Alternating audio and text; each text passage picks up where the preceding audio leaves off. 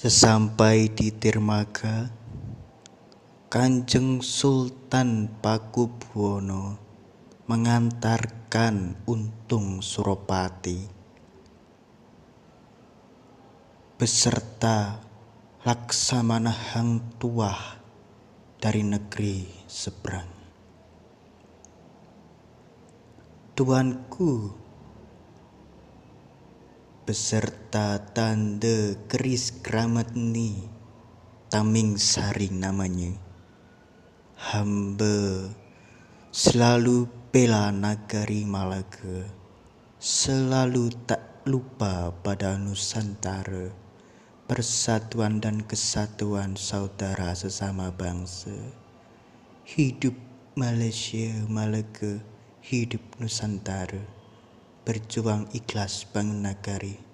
Assalamualaikum. Waalaikumsalam. Mugi-mugi pinaringan selamat ngger. Salam buat rajamu di sana. Iya Tuan. Sementara itu, Untung Suropati pun sudah berlayar. Sampai di Pasuruan, dia pun membangun benteng di Bangil Pasuruan. Dia teringat di dalam benak pesan Romo Handanya sebagai seorang Prabu. Ngger, jika nanti sampai ke Pasuruan, jika terjadi apa-apa, maka tombak ini jangan sampai lepas dari tanganmu. Kalau itu terjadi, maka bahaya ngger, bahaya. Ingatlah aku selalu. Bertawasullah menyebut Kanjeng Senopati ing Alogo. Begitu juga Eyang Pemanan yang sudah membangun telatah negeri Mataram ini. Inggih Romo. Ketika dia sedang mengawasi pembangunan benteng Bangil sambil teringat pesannya itu, dia pun terus melanjutkan perjuangan membangun benteng mengitari negeri Pasuruan. Tiba-tiba datanglah seorang anak, rambutnya pirang mirip Belanda, mengendarai kuda, ingin bertemu dengan Adipati Wironegoro. Hei, siapa namamu anak muda? Apakah engkau antek-antek Belanda untuk mengawasiku? Atau engkau mau meracuniku? Oh tidak. Nama saya Robert dari Belanda, anak dari Untung yang telah mengawini Susana. Saya telah bertemu dengan Tuan Moore, kakek saya. Saya kemudian disuruh ke sini untuk bertemu dengan Adipati Wiranegara yang katanya bapak saya itu seorang raja di sini. Makanya saya mau meminta berkah sama doa restunya kalau anaknya ini sudah besar.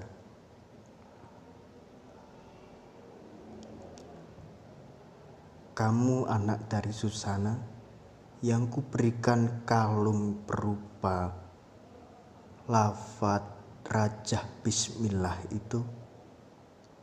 Iya benar Tuan, benar. Ini saya Robert. Kalau begitu, mana kalung itu nak? Apakah kamu membawa bukti sebagai anak dari Susana? Ini Tuan, ini. Ternyata dia benar-benar anak Untung yang sudah ditinggalkan 10 tahun lamanya berkelana. Syukur Gusti Pangeran, ternyata engkau memberikan kami pertemuan yang begitu merindui hatiku ini.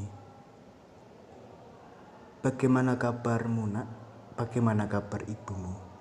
Apakah dia baik-baik saja? Tentu. Ibu baik-baik saja di sana. Ibu merindukan papa siang dan malam, merindukan ingin bertemu papa untung. Sekarang Ger, sebagai seorang anakku, engkau harus mau berjuang bersamaku, atau ku beri pilihan, berjuang bersamaku atau ikut negara asalmu sebagai company. Saya tentu ikut Bapak Untung. Sambil membawa pistol ini, saya mau kalahkan musuh-musuh sambil tembak dardor biar itu musuh tumbang satu persatu.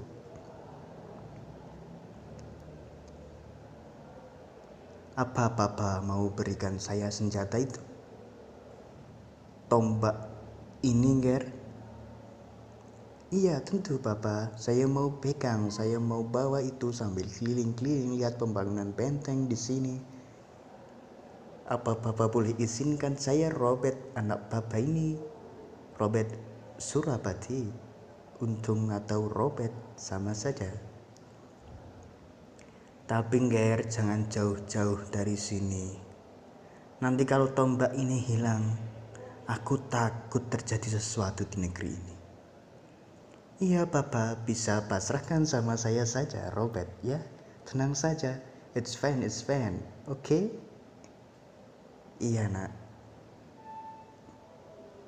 Hati Untung sebenarnya berdebar.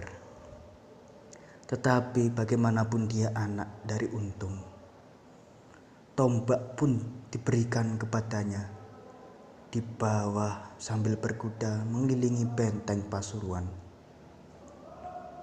Ternyata Robert benar-benar melakukan tipu daya pada Untung, melarikan diri, dan selang beberapa jam pasukan company beserta serdadu lengkap barak kudanya mengepung benteng Bangil yang belum selesai itu. Hei kau Surapati, orang-orang pribumi ini mau ku tembak dan kau harus ku hancurkan satu persatu sebelum benteng ini menjadi kuat seperti baja. Kurang ajar, ternyata kau penipu Robert, sungguh durjana engkau. Pasukan Senopati, siapkan pasukan. Pertahankan benteng dan tanah Pasuruan ini.